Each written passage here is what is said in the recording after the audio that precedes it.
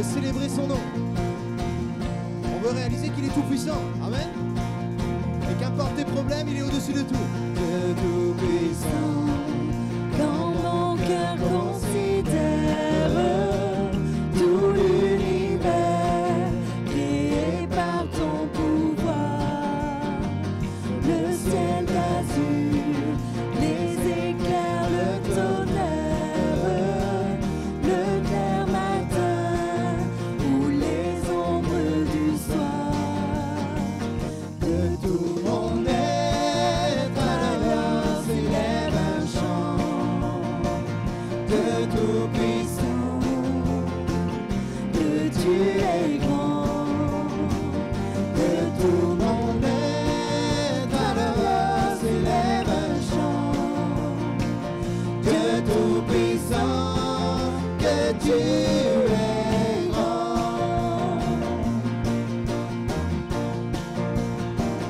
Quand par les bois ou la forêt profonde, j'entends joyeux tous les oiseaux chanter. Quand sur les monts, la source avec son onde livre aux zéphyrs un chant doux et léger. Mon cœur heureux s'écrie à chaque instant, ô Dieu d'amour, que tu es grand. Mon cœur heureux s'écrie à chaque instant, ô Dieu d'amour, que tu es grand.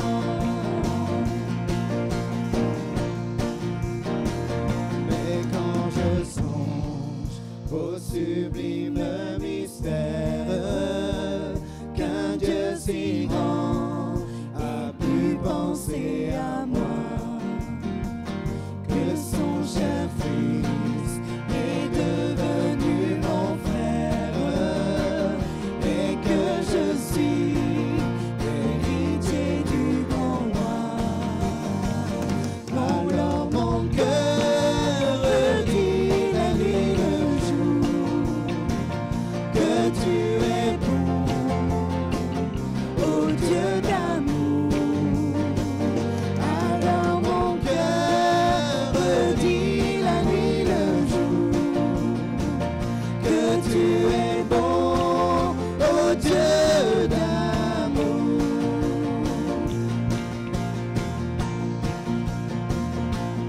Mon sauveur, éclatant de lumière, se lèvera de son trône éternel, et que les sons, les douleurs de la terre, je pourrai voir les splendeurs de son ciel.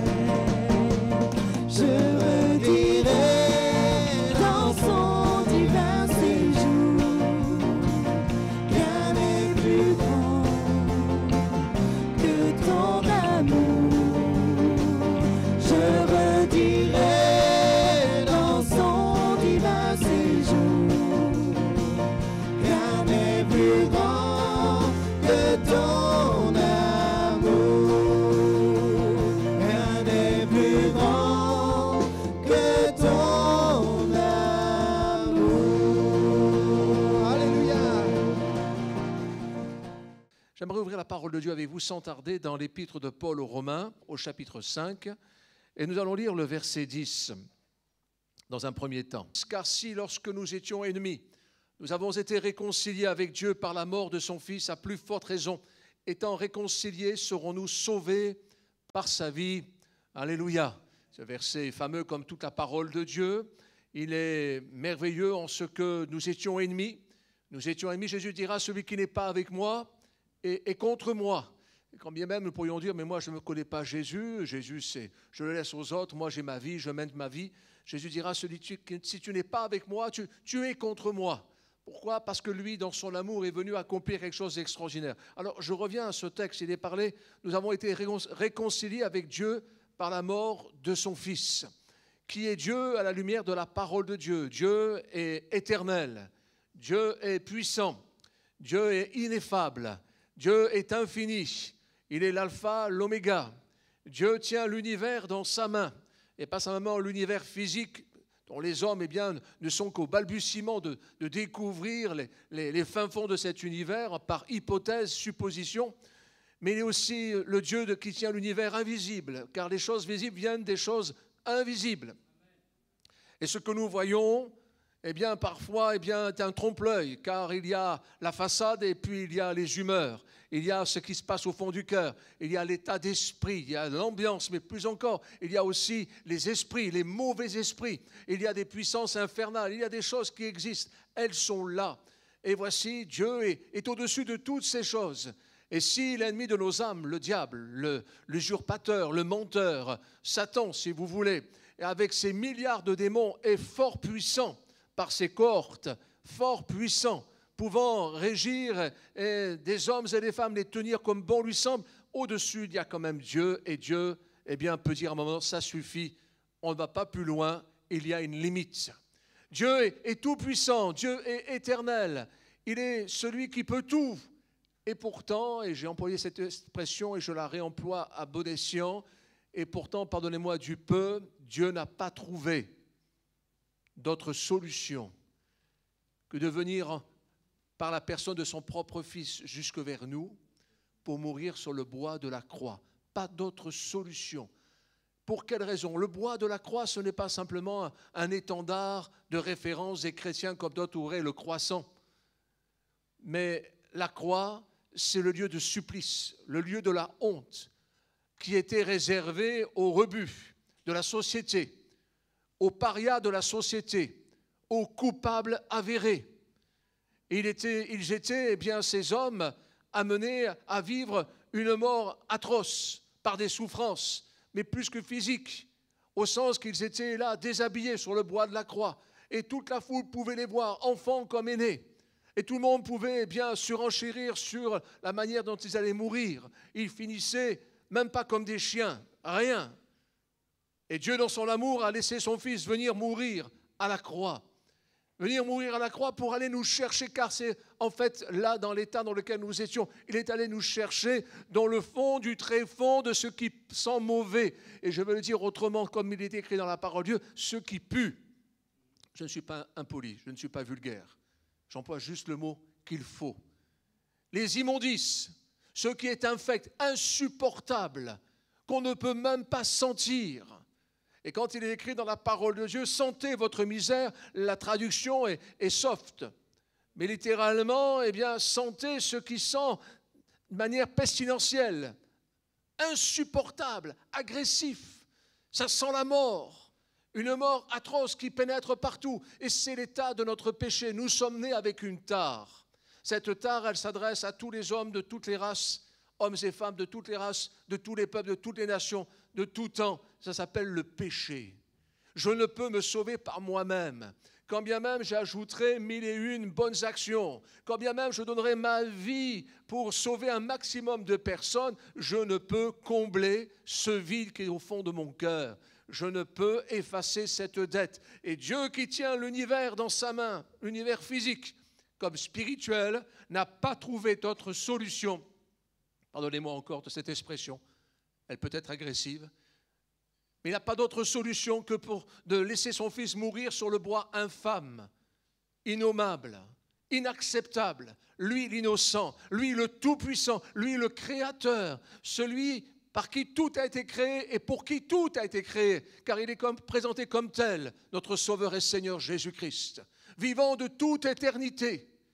Si le diable est une créature de Dieu au sens qu'il était un ange de lumière, en son nom Lucifer, Jésus n'est pas une créature de Dieu, Jésus est Dieu. Et il a accepté de mourir.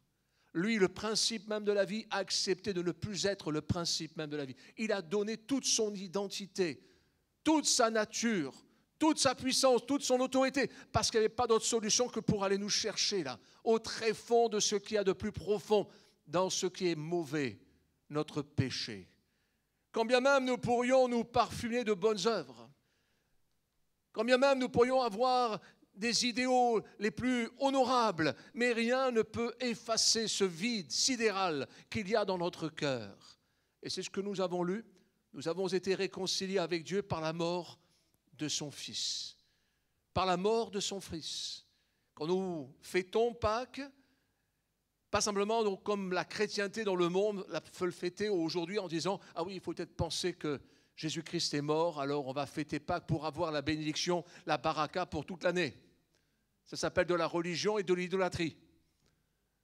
Et pour nous, Pâques, c'est chaque jour, à chaque instant. Comme Noël, c'est chaque jour, à chaque instant. Comme la Pentecôte, c'est chaque jour, à chaque instant. Alléluia. Et nous attendons la venue de notre Sauveur et Seigneur. Car il y a 2 fois plus de versets dans la parole de Dieu qui nous parlent du retour du Seigneur que de sa première venue. Et pourtant, il est venu. Il est venu pour accomplir ce qu'aucun homme ne pouvait faire. Il est mort à la croix. Donc, par sa mort, nous sommes réconciliés. Mais le texte ne s'arrête pas là. À plus forte raison, étant réconciliés, nous serons sauvés par sa vie. C'est ce que nous avons lu. Si je suis réconcilié alors que j'étais un rebelle, un ennemi, voici que réconcilié, maintenant je suis sauvé par sa vie. Car sa vie, elle continue, il est éternel. Et il nous emmène avec lui, et il nous offre la vie, pas seulement la vie éternelle au sens éventuellement peut-être, mais personne n'est revenu pour le prouver. Non, cette vie, c'est une assurance au fond du cœur. C'est une conviction. Et je partageais ceci ce matin encore, en ce qu'un jour je parlais avec un homme religieux, et à un moment donné, il m'a pris de haut en disant « Mais monsieur, vous êtes prétentieux, vous prétendez avoir l'assurance de la vie éternelle. Moi, je ne l'ai pas. » Je dis « Ça, c'est votre problème, mais moi, je l'ai. » C'est une conviction que Dieu a mise en mon cœur. Ce n'est pas mon pasteur qui l'a mise en mon cœur ou quelqu'un d'autre qui a essayé de me persuader, mais c'est une conviction dans l'Esprit de Dieu. Savoir que nous sommes réconciliés, mais mieux encore, nous sommes dans sa vie sauvés. Qu'est-ce que cela veut dire ? Bien, tout simplement, c'est que Jésus est monté au ciel et il nous a dit « Je serai auprès du Père et je vais intercéder pour vous ». Non pas dans le sens qu'il va tirer la robe de Dieu le Père en disant « Mais regarde la misère des gens ». Croyez-vous que Dieu ne voit pas notre misère, les souffrances, les injustices, les malheurs, ceux même qu'on ne peut exprimer parce qu'on n'a plus de pleurs à faire couler sur notre visage? Mais c'est là au fond du cœur, dans notre entrailles, il sait tout cela. Ce n'est pas pour ça que Dieu, notre Sauveur, intercède. Mais quand il intercède, ce n'est pas d'essayer de gagner le cœur de Dieu. Dieu est amour. Quand il intercède, c'est simplement de dire « Je suis ». Celui qui a payé pour eux, pour elles. Je suis le divin avocat. Et quand bien même l'accusateur de nos âmes viendrait assurément nous dire « Mais regarde, tu n'y arriveras pas. Mais regarde par où tu es tombé. Regarde, tu as failli 1e fois. » Quand je viens vers mon Sauveur et Seigneur, je sais que ma prière vers le Père est entendue. Pourquoi je dis cela? Parce qu'il est écrit dans la parole de Dieu que quand bien même nous pourrions faire de très belles prières, tant que notre vie n'est pas en règle avec le Seigneur, la prière du pécheur est en horreur devant le cœur de Dieu. Quand bien même je pourrais faire de belles prières, demander même à des réunions de prière, priez pour moi, vous pouvez me secourir. Ceux qui prient pour vous, ce sont des hommes et des femmes qui sont sauvés par grâce. Mais de par ma nature humaine, si ma vie n'est pas en règle avec le Seigneur, ma prière n'est pas acceptée. J'ai besoin de passer par la porte de la repentance. J'ai besoin de passer par cette porte de la croix, afin que ma vie soit changée. Après, je vais pouvoir vivre cette vie par sa grâce et en ce qu'il nous laisse aussi son esprit. Il nous dira, il vous est avantageux que je m'en aille afin que vous receviez le Consolateur. Il vous conduira dans toute la vérité, il prendra de ce qui est à moi, il vous le donnera. Et par l'Esprit de Dieu, je peux accomplir des exploits. Alléluia, car ce n'est plus moi qui vis, mais c'est celui qui a l'onction qui vit en moi, c'est-à-dire Christ. Ça ne s'invente pas, ce n'est pas de la religion. Ce n'est pas du plâtre sur une jambe de bois, c'est une vie intérieure qui bouleverse l'existence et qui fait de nous des hommes et des femmes, non pas des chrétiens évangéliques, mais des disciples du Seigneur. Et puis, sauvés par sa vie, c'est le fait aussi quand Jésus nous a dit « Allez par tout le monde annoncer la bonne nouvelle ». Et puis il finira « Et voici, je suis avec vous 1 fois par semaine, 15 jours par an », c'est ça?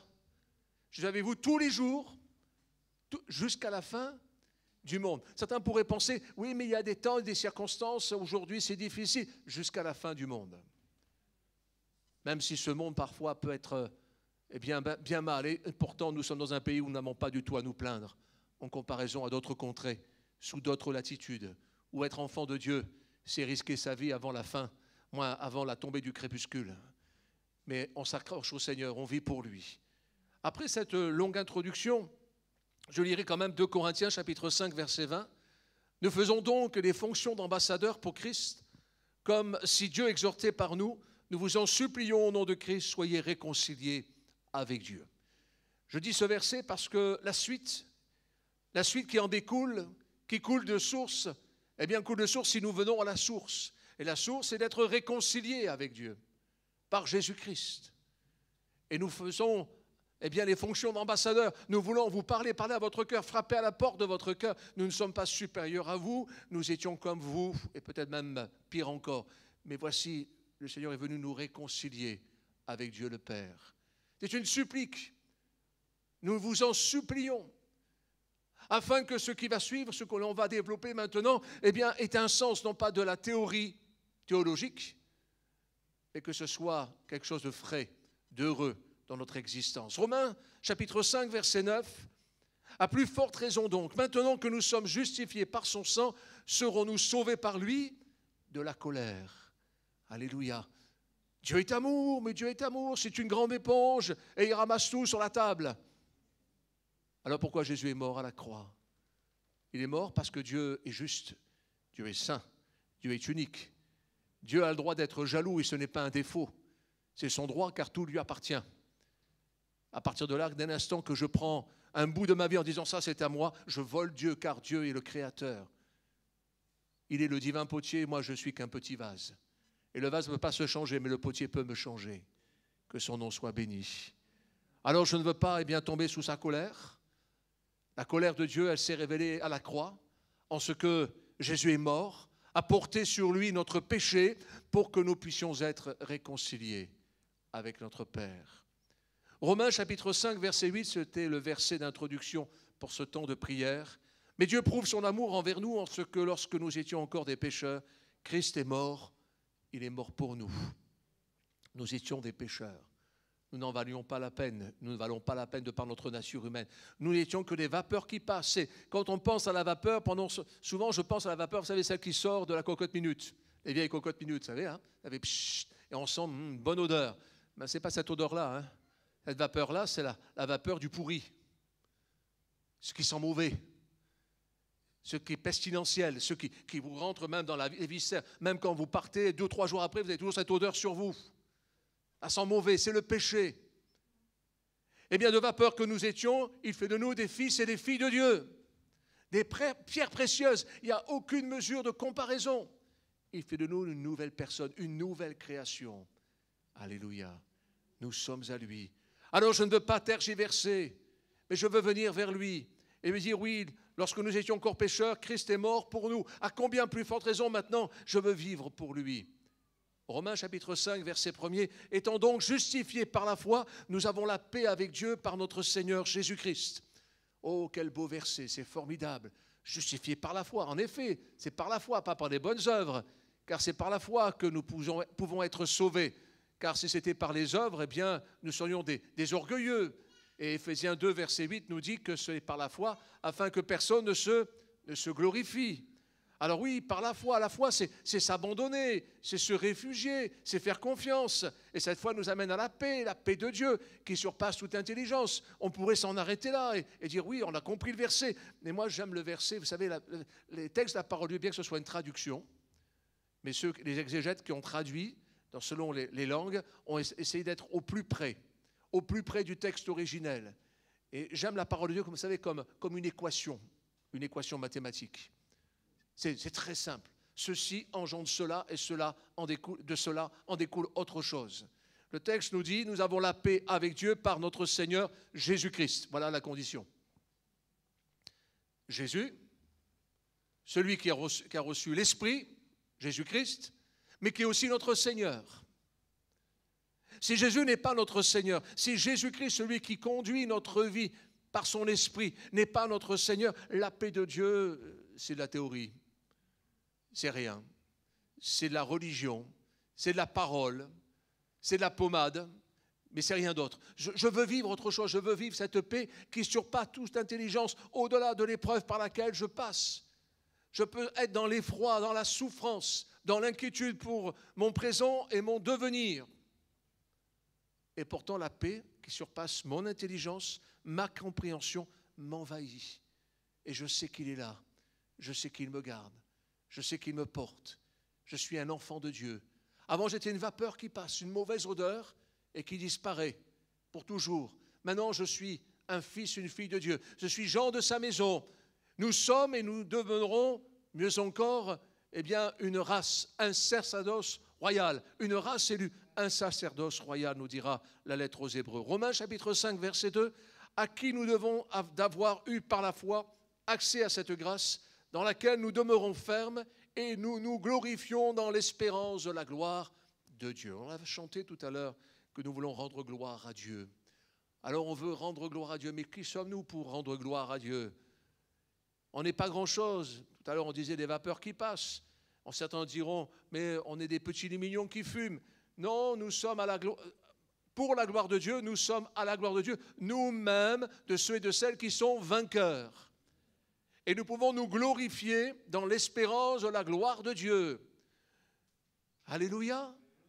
Nous pourrions nous replier sur nous-mêmes en disant les temps sont difficiles, être chrétien c'est difficile, rester droit dans ses convictions, d'avoir la tête haute, d'avoir la paix dans son cœur, c'est difficile. Oui, vu de par notre nature humaine, on ne peut pas, on n'y arrivera jamais, ce ne sont que de la loi et du légalisme.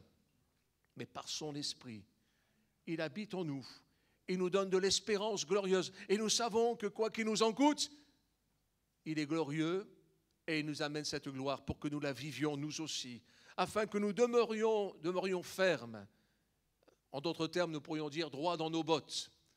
Demeurer ferme, ce n'est pas au sens bien d'une posture où on ne bouge plus. Non, Dieu nous donne l'intelligence pour pouvoir nous adapter au temps, aux époques, aux situations. Mais il nous donne la capacité de rester ferme. Et mieux encore, ce n'est pas que je reste ferme seul, mais c'est que nous demeurions, nous, ensemble. À qu'il est doux pour des frères et sœurs de demeurer ensemble. Demeurer ferme, c'est demeurer ensemble. Paul ne dit pas toi, moi, c'est nous. Nous tous. Ensemble. À combien j'ai besoin de vivre cette vie chrétienne. Sauvé par sa vie, c'est vivre une vie d'église. Parce que l'église, je ne parle pas du bâtiment, je ne parle pas de l'association cultuelle, mais je parle de cette identité spirituelle, eh bien, est le corps de Christ. Alors, il y a l'église avec un grand E, mais celle-ci, elle n'existe pas sur la terre, parce qu'il faudrait parler de tous ceux qui étaient avant nous et ceux qui seront après nous. Mais je parle de l'église locale, comme l'Esprit de Dieu parle aux 7 églises dans l'Apocalypse. Comme Paul écrit aux églises à travers ses épîtres. Ce sont des églises locales, des identités spirituelles. Elles existent et elles sont, je dirais, indissociables de la vie chrétienne. C'est à travers elles que Dieu va nous parler. La communion fraternelle. Je ne viens pas à l'église, je ne viens pas à la réunion, je viens dans la communion fraternelle. Bien sûr, je peux venir à l'église et être en dehors de la communion fraternelle. À moi de savoir ce que je veux. Je ne viens pas à la réunionnite. Je ne viens pas pour le programme de l'Église, mais je viens parce que j'ai besoin de vivre cette vie spirituelle. Nous pouvons tous être défaits, tous, en commençant par votre serviteur, être défaits par une mauvaise nouvelle, un propos déplacé, par quelque chose qui brise notre cœur. On peut tous être défaits. Mais voici que son esprit, eh bien, à travers la communion fraternelle, peut nous ranimer. On va plus loin encore. Romains chapitre 5, versets 3 à 5. Bien plus, nous nous glorifions même des afflictions, sachant que l'affliction produit la persévérance, la victoire dans l'épreuve, et cette victoire, l'espérance. Or, l'espérance ne trompe point, parce que l'amour de Dieu est répandu dans nos cœurs par le Saint-Esprit qui nous a été donné. Nous nous glorifions même des afflictions. Alors, on pourrait prendre ce verset et dire, mais il faut avoir une dose de spiritualité pour accepter bien, les afflictions. Non, nous ne sommes pas fous. Nous ne sommes pas des gens dérangés. Nous ne sommes pas hors de sens. L'affliction, c'est l'affliction. Si j'aime l'affliction, ce n'est plus une affliction. Quand on est affligé. C'est une réalité. Nous sommes blessés dans le tréfonds de notre cœur. Nous sommes peut-être cassés, courbés. Nous sommes affligés. L'eczéma n'est pas que sur la peau, mais il est au fond du cœur. Et pourtant, eh bien, je peux me glorifier, non pas de ce que je suis affligé, parce que l'affliction me fait mal, mais de ce que je vais et je vois au-delà de tout cela. Je vois que le Seigneur est celui qui m'a préparé une place. Sauvé par sa vie habite en moi. Je suis le temple du Saint-Esprit et l'Église est aussi le temple du Saint-Esprit. Et nous demeurons ensemble fermes dans cette espérance. Et le texte nous dit, eh bien, l'affliction produit la persévérance, la victoire dans l'épreuve, et cette victoire, l'espérance. Parfois, on pense que l'espérance, eh bien, c'est comme l'espoir qui fait vivre. C'est, voilà, le petit lumignon qui fume, c'est la petite flamme. Non, cette espérance-là, c'est une épée aiguisée. L'espérance, elle vient de la victoire, qui vient, eh bien, de la persévérance, et qui vient de ce que nous nous glorifions au-delà de l'affliction. On a l'impression que l'épée, elle est bien aiguisée. L'espérance, elle transperce contre toute attente. Contre toute attente, elle transperce ces épreuves. Et nous espérons au-delà de notre nature humaine, au-delà de notre capacité intellectuelle, au-delà de nos acquis du passé, car nous pouvons tous être fatigués en chemin. Un certain monsieur Moïse, fatigué d'entendre les jérémiades, bien que Jérémie n'était pas encore arrivé, mais d'entendre les jérémiades du peuple, à un moment donné, a pris le bâton et a frappé le rocher. On connaît l'histoire. Pourtant, il avait une très, très, très, très grande patience, mais il a été fatigué. On arrive toujours à un moment donné aux limites de notre vie.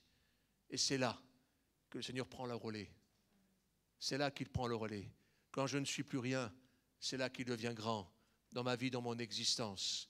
Or, l'espérance ne trompe point, parce que l'amour de Dieu est répandu dans nos cœurs par le Saint-Esprit. Ce dont j'ai besoin en cet début d'après-midi, pendant ce culte, c'est que le Saint-Esprit, celui qui a ressuscité Christ d'entre les morts, ce Saint-Esprit qui n'a pas permis que Jésus reste parmi les morts, bien qu'il était vivant parmi les morts, il est allé leur montrer ce qu'il était. Il est venu accomplir le plan de Dieu, nous dira le texte. Mais voici, le Saint-Esprit qui a ressuscité Christ d'entre les morts, eh bien, vient habiter en nous et nous révèle son amour. L'amour de Dieu, se sentir aimé, se sentir apprécié, non pas parce que nous valons quelque chose, mais parce que Christ a payé pour nous. Amen. Sauvé par sa vie, réconcilié par sa mort, c'est une chose, et il faut, mais la suite, c'est d'être sauvé par sa vie. C'est de vivre cette vie heureuse et épanouie. Permettez que nous lisions Acte 10, versets 38 à 40, c'est l'apôtre Pierre qui parle avec d'autres mots pour dire la même chose, certes, mais plus encore. Vous savez comment Dieu a oint du Saint-Esprit et de force Jésus de Nazareth, qui allait de lieu en lieu faisant du bien et guérissant tous ceux qui étaient sous l'empire du diable, car Dieu était avec lui. Nous sommes témoins de tout ce qu'il a fait dans le pays des Juifs et à Jérusalem. Ils l'ont tué en le pendant au bois. Dieu l'a ressuscité le troisième jour et il a permis qu'il apparût et ainsi de suite.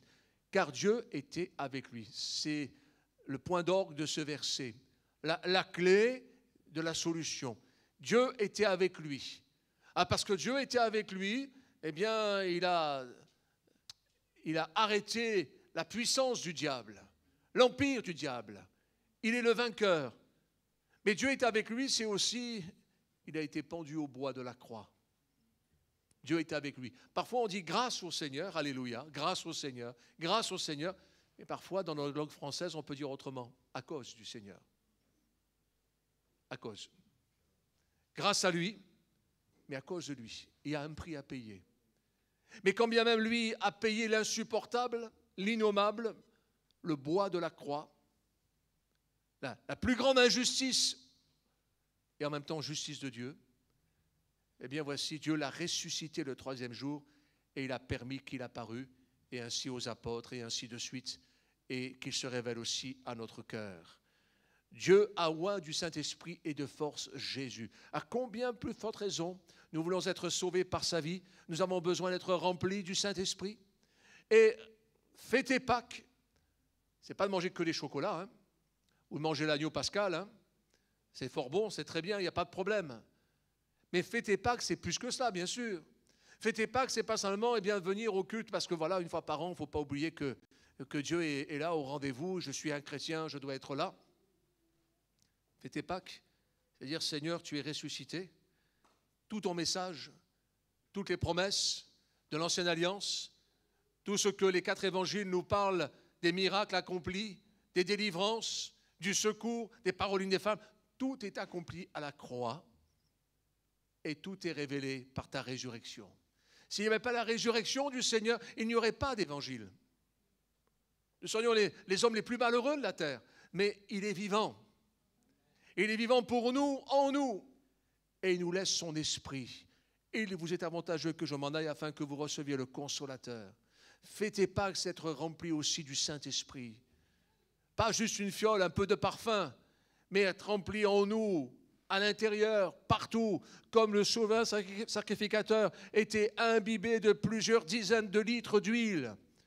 Ça se voyait, ça se sentait, et on en avait la trace. Et quelqu'un qui est rempli de l'Esprit de Dieu, ça se sent, ça se voit. Il n'a même pas besoin de prouver qu'il est chrétien. Les autres l'ont compris. Parfois même, ils réagissent en connaissance de cause. Et puis, il guérissait de lieu en lieu. Allant de lieu en lieu, il guérissait. Et nous sommes de ceux et de celles qui vivent Pâques. Alléluia. Continuons un peu loin. Acte 10, versets 42, 43. Et Jésus nous a ordonné de prêcher au peuple et d'attester que c'est lui qui a été établi par Dieu, juge des vivants et des morts. Tous les prophètes rendent de lui le témoignage que quiconque croit en lui reçoit par son nom le pardon des péchés. Amen. Il est le juge des vivants et des morts. Béni soit le Seigneur. La seule chose, c'est que pour les morts, c'est trop tard. Il n'y a plus rien à faire. Ils récoltent ce qu'ils ont semé ou ce qu'ils ont été. Et pour nous qui sommes là, vivants, si tu entends sa voix, n'endurcis pas ton cœur, mais reçois, saisis la grâce du Seigneur. Et si tu as besoin d'être rempli de son esprit, demande-lui, non pas en réclamant, en criant, en hurlant, en disant « Seigneur, je veux voir ta gloire, je veux vivre ta gloire, je veux être persévérant contre toute attente, je veux porter cette espérance dans mon cœur. » C'est lui qui pardonne, et qui pardonne qui croit en son œuvre. Mais si je ne crois pas, je ne verrai pas. Je n'ai pas à négocier, je n'ai pas à faire une larme en disant « Regarde ma misère, Seigneur, aie pitié de moi. » On n'a pas besoin d'avoir pitié. Jésus a eu pitié de nous une fois pour toutes à la croix.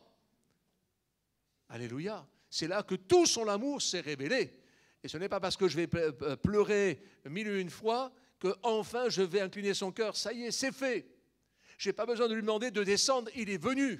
Maintenant, il est reparti. Quand il reviendra, c'est pour venir chercher ceux qui lui appartiennent, à moins d'être du nombre. Acte 10, versets 44-45. Comme Pierre prononçait encore ces mots, le Saint-Esprit descendit sur tous ceux qui écoutaient la parole. Tous les fidèles circoncis qui étaient venus avec Pierre furent étonnés de ce que le don du Saint-Esprit était aussi répandu sur les païens. Alléluia. Le Seigneur est celui qui est vivant, il est le ressuscité. Il revient nous chercher, mais entre-temps, il veut que nous soyons baptisés du Saint-Esprit, que nous vivions la Pentecôte, sauvés par sa vie. C'est ce que nous avons lu tout à l'heure. Réconciliés par sa mort, sauvés par sa vie. Vivre la vie que Dieu nous laisse, la vie de celui qui est loin, celui qui s'appelle le Christ. Et Paul dira, ce n'est plus moi qui vis, mais c'est celui qui est loin qui vit en moi, celui qui s'appelle le Christ. Et je veux vivre cela. Vivre la Pâques, ce n'est pas de la religion, mais c'est une vie dynamique, une vie qui nous porte en avant, qui nous porte certainement vers des difficultés, certainement vers des montagnes et des défis, mais aussi des vallons parfois difficiles à passer. Mais il sera avec nous tous les jours. Gloire à Dieu. Je lis en conclusion Romains chapitre 5, verset 2, « À qui nous devons d'avoir eu par la foi accès à cette grâce dans laquelle nous demeurons fermes et nous nous glorifions dans l'espérance de la gloire de Dieu. » Bien-aimés, mes frères, mes sœurs, voulons voir la gloire de Dieu? Elle nous est donnée en cet après-midi. Maintenant, nous sommes réunis au nom de Jésus. Jésus a tout accompli devant son Père. Alors nous allons glorifier le Seigneur, pas par des excentricités, mais simplement avec un exercice de la foi dans notre vie. Seigneur, je t'offre ma vie, tu nous remplis de toi, de ta paix, tu nous remplis de ton esprit. Amen. Entre tes mains, j'abandonne tout ce que j'appelle mien. Oh, ne permets à personne, Seigneur, d'en reprendre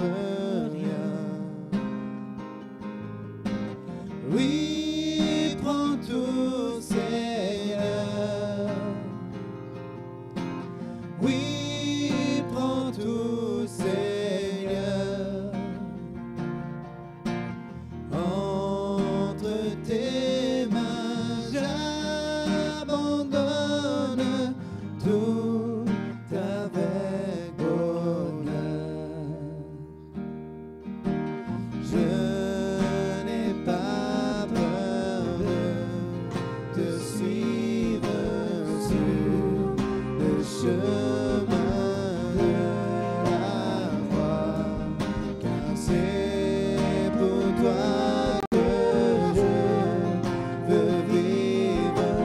Je connais, j'aime ta voix. Oui, prends tout, Seigneur. Oui, prends tout, Seigneur. Sans rien garder, je te livre tout avec bonheur. Prends mon corps et prends mon âme, que tout en moi soit à toi, que par ta divine flamme tout mal soit détruit en moi. Oui, prends tout, Seigneur. Oui, prends tout, Seigneur. Prends mon corps et prends mon âme, règne sur mon cœur.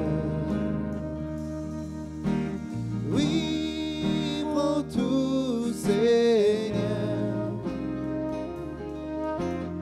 Oui, prends tout, Seigneur. Entre tes mains, j'abandonne tout avec bonheur.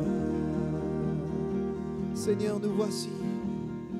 Nous avons tout laissé à tes pieds, prêts à recevoir ton esprit qui nous guide, prêts à recevoir ta vie en nous. Que tu puisses, Seigneur Jésus, tout simplement nous appeler tes enfants. Oh Seigneur mon Dieu, nous voici. Nous avons dit prends tout. Restaure-nous, guéris-nous, remplis-nous de toi, Seigneur Jésus. À toi la gloire, Seigneur. Amen.